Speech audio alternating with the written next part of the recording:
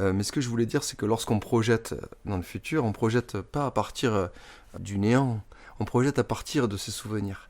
C'est pour ça qu'on l'appelle souvenir d'ailleurs, c'est ce qui me vient à l'instant, c'est que c'est ce qui est sous, ce qui doit venir arriver. Et à partir du moment où on s'y est attaché, eh bien qu'est-ce qui se passe en réalité? C'est qu'on reproduit, on perpétue l'histoire qui s'est déjà produite. Et bien souvent, les souvenirs qui se sont figés, ancrés en nous, ce sont des souvenirs avec des grandes émotions.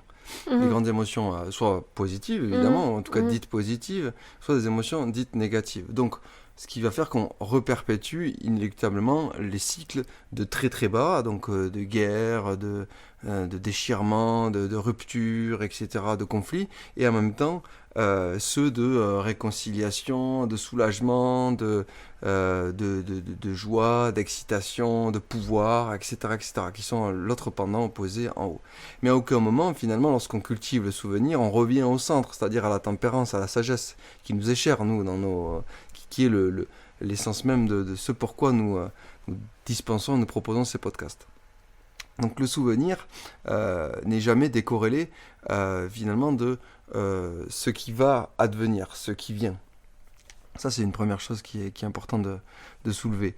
Et pourquoi on le cultive? Parce que d'une certaine manière, on regarde le monde selon le prisme qu'il faut absolument revivre ce qui a été bien, ce qui s'est bien passé. Donc on va comme ça aller cultiver absolument en soi ce qui nous a fait plaisir, ce qui nous a rendu joyeux, ce qui a suscité une certaine forme de bonheur, même si évidemment ce n'est pas durable, hein, parce que tout ce qui est émotionnel monte et descend et donc il n'y a rien de durable.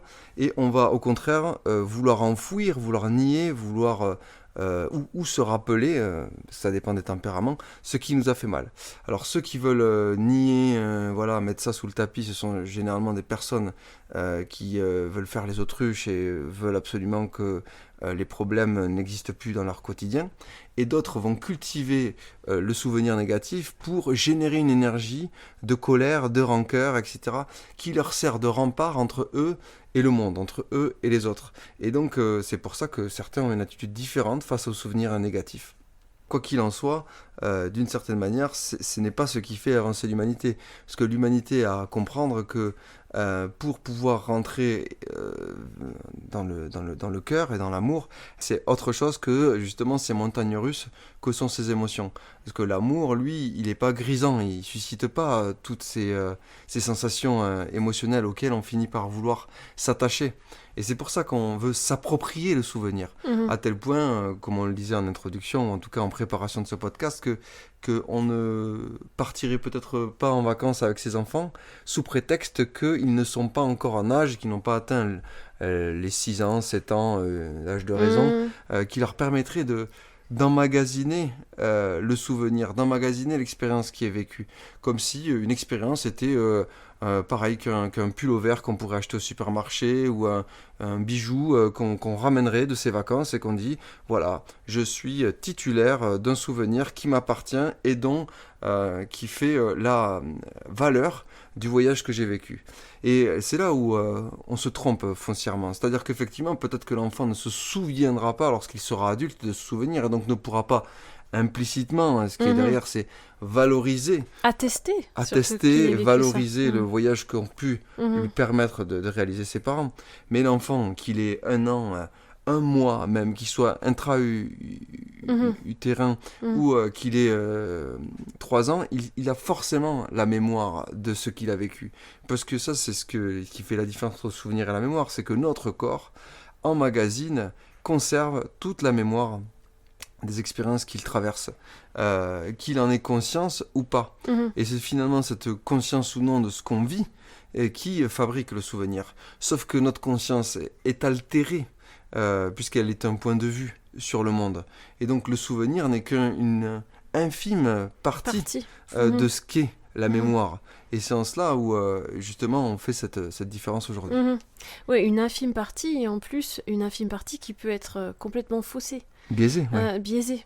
Donc, ce que tu dis par rapport à ce qu'emmagasine le corps, ce qu'emmagasinent les cellules en réalité, Oui. hein, cette mémoire, elle peut d'ailleurs, elle ne se résume pas seulement à ce qu'on vit dans cette vie, mais ce qui a été vécu aussi avant dans notre transgénérationnel, hein, c'est-à-dire L'hérédité, hein, tout ce qui a pu être vécu par nos ancêtres, cristallisé dans les cellules et donc porté de génération en génération, transmis. Hein.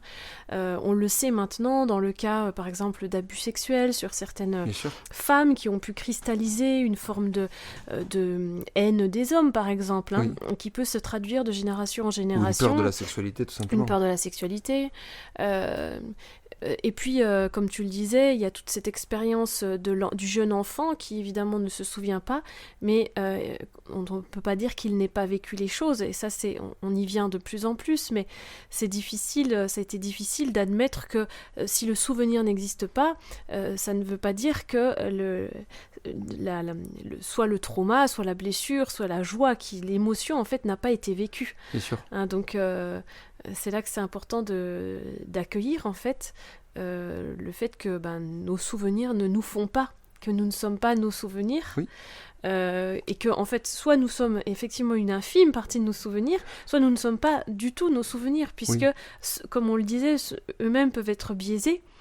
Donc en fonction de l'émotion qu'on a ressentie au moment où on a vécu, on peut garder effectivement un souvenir incroyable d'un événement qui en soi n'avait rien d'exceptionnel, mais qui a suscité à ce moment-là, par exemple, ça peut être le cas entre un parent et un enfant, voilà, où l'enfant à ce moment-là a senti une ouverture de cœur immense d'un parent, et il en garde un souvenir toute sa vie comme étant fondateur finalement d'une partie de son être.